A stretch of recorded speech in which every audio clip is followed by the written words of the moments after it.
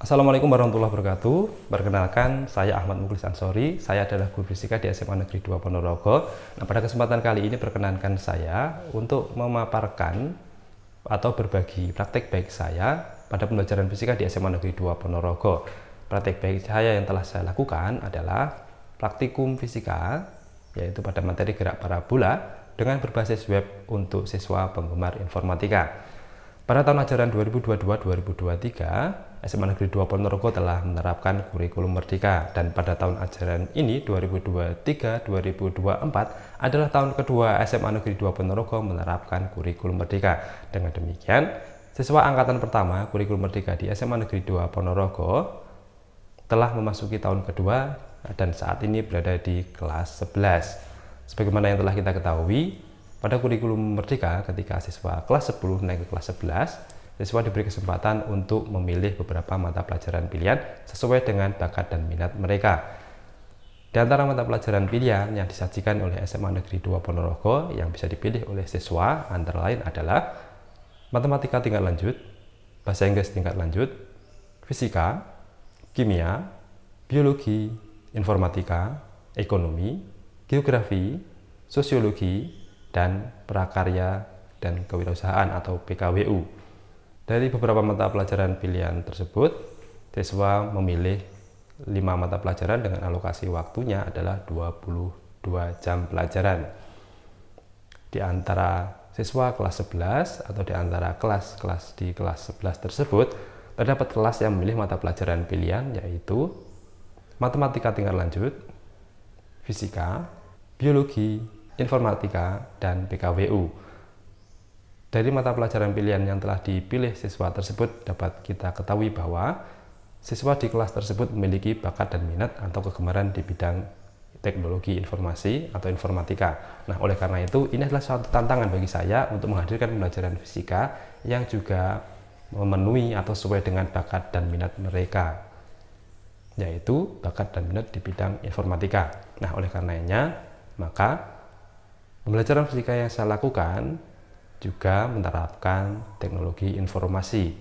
Yang telah saya lakukan adalah kegiatan praktikum gerak parabola dengan memanfaatkan laboratorium Maya, yaitu VET Colorado, yang berbasis web. Di SMA Negeri 2 Ponorogo juga sudah tersedia laboratorium komputer yang mencukupi, yang bisa digunakan untuk pembelajaran atau praktikum fisika. Hal-hal yang harus saya lakukan agar kegiatan praktikum berjalan lancar antara lain adalah membuat perencanaan, kemudian menyusun lembar kerja peserta didik yang di dalamnya berisi langkah-langkah proses melakukan pengambilan data, beberapa pertanyaan penguatan, kemudian pengambilan kesimpulan. Setelah menyiapkan lembar kerja peserta didik, saya menyiapkan tempat dengan berkoordinasi dengan penanggung jawab laboratorium komputer, kemudian mempersiapkan kebutuhan di laboratorium komputer, di antaranya adalah koneksi internet. Dan berikut ini adalah dokumentasi kegiatan praktikum yang dilakukan oleh siswa. Langkahnya seperti ini. Jadi kalau misalkan yang pertama, yang objek yang ditembakkan nanti pelurunya pilih yang cannonball ini ya. Cannonball. Perhatikan. Nah, kemudian ukurannya nanti ikuti instruksinya. Ini kan masanya bisa dibuat 1 gitu ya. 1, kemudian diameternya silakan 1, nggak apa-apa. Terus gravitasinya biarkan aja 9,8. Pakai 10, oke nggak apa-apa. Misalkan pakai 10 ya. Kan 30 dulu, misalkan saya coba 30. Nah, gitu ya.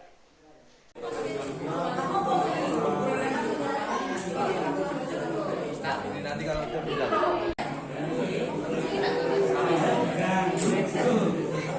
malah 9,8 juga.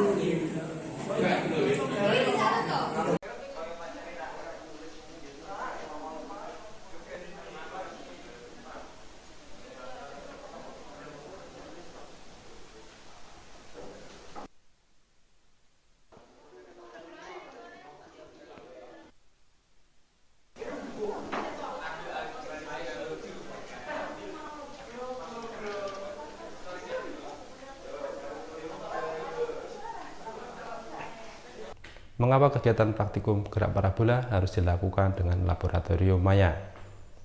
Alasannya adalah ketika kegiatan praktikum dilakukan dengan menggunakan alat secara real, contohnya adalah melempar bola dengan sudut kemiringan tertentu sehingga membentuk lintasan parabola, maka itu bisa dengan mudah dilakukan, akan tetapi siswa akan mengalami kesulitan untuk mengukur besaran yang ada pada gerak tersebut.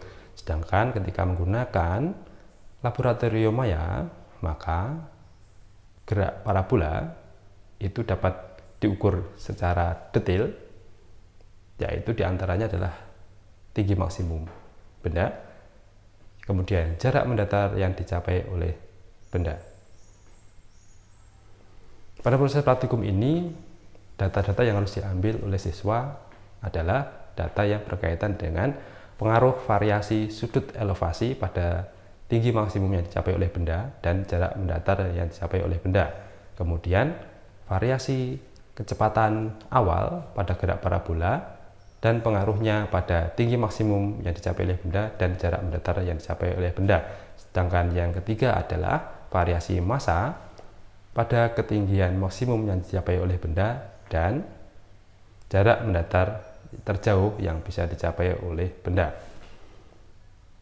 Setelah siswa mengambil data praktikum, siswa kemudian menjawab pertanyaan-pertanyaan untuk menguatkan pemahaman mereka terkait dengan gerak parabola dan kegiatan praktikum yang dilakukan. Kemudian siswa mengolah data dan menarik kesimpulan. Pada proses praktikum ini, laporan yang harus dikumpulkan oleh siswa berupa laporan digital.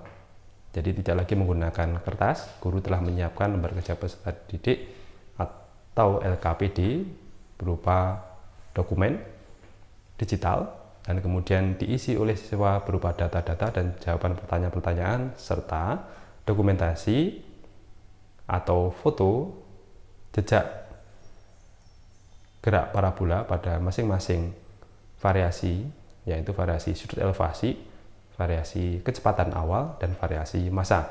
Kemudian juga dilampirkan foto kegiatan siswa atau foto proses ketika siswa mengambil data.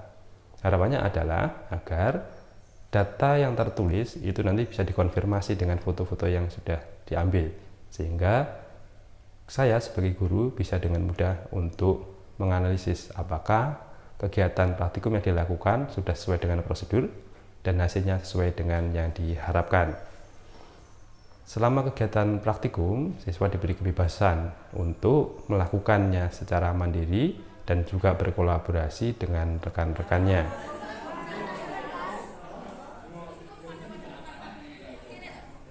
Setelah mengikuti kegiatan praktikum menggunakan laboratorium maya, siswa tampak antusias. Dan berikut ini adalah beberapa testimoni dari siswa setelah mengikuti kegiatan praktikum fisika menggunakan laboratorium maya FET Colorado.